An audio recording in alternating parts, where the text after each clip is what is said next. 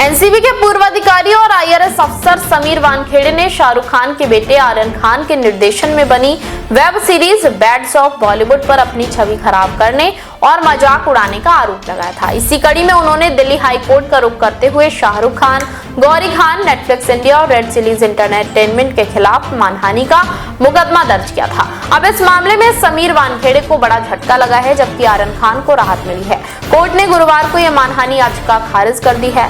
दरअसल हाल ही में आर्यन खान की web series Bads of Bollywood release हुई थी। इस सीरीज के एक सीन में समीर वानखेड़े ने आपत्ति जताई थी, जिसमें एक नारकोटिक्स कंट्रोल ब्यूरो का अधिकारी डीजे के पास जाता है और फिर एक लड़की की ओर इशारा करता है और मजाक मस्ती कर रहे एक स्टार किड को अपने साथ ले जाता दिखाया गया है। समीर वानखेड़े का आरोप था कि इस सीन के जरिए उनकी गरिमा को ठेस पहुंचाई गई है और उनका मजाक उड़ाया गया है। वानखेड़े ने दावा किया था कि ये सीरीज न सिर्फ उन्हें व्यक्तिगत रूप से निशाना बनाती है, बल्कि आर्यन खान की गिरफ्तारी और बाद में हुई रिहाई से जुड़ी घटनाओं को गलत तरीके से पेश कर नशे के खिलाफ काम करने वाली एजेंसियों पर जनता के भरोसे को भी नुकसान पहुंचाती है।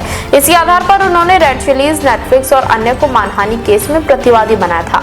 गौरतलब है कि समीर वानखेड़े वही अधिकारी हैं जिन्होंने अक्टूबर 2021 में क्रूज ड्रग्स केस में आर्यन खान को गिरफ्तार किया था। हालांकि बाद में आर्यन खान को ड्रग्स से जुड़े आरोपों से क्लीन चिट मिल गई थी। वानखेड़े का कहना था कि वेब सीरीज में दिखाई गई कहानी उस केस से मिलती जुलती है और इसमें उनका चरित्र हूबहू दिखाया गया है। समीर वानखेड़े के वकील ने भी अदालत में दलील दी थी कि सीरीज में एक ऐसा किरदार दिखाया गया है जो सीधे तौर पर वानखेड़े से मेल खाता है और इससे उनकी छवि को नुकसान पहुंचा है।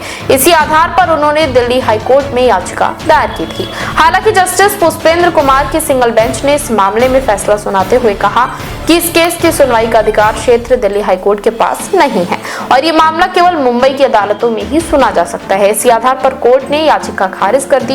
ये फैसला समीर वानखेड़े के लिए झटका साबित हुआ, जबकि आर्यन खान के लिए बड़ी राहत माना जा रहा है। बताते चले कि समीर वानखेड़े ने इस मानहानि केस में आर्यन खान से करीब 2000 करोड़ रुपए के हर्जाने की मांग की थी और कहा था कि वो ये रकम टाटा मेमोरियल कैंसर अस्पताल को दान करेंगे। उन्होंने सीरीज से विवादित सीन हटाने की भी मांग की थी।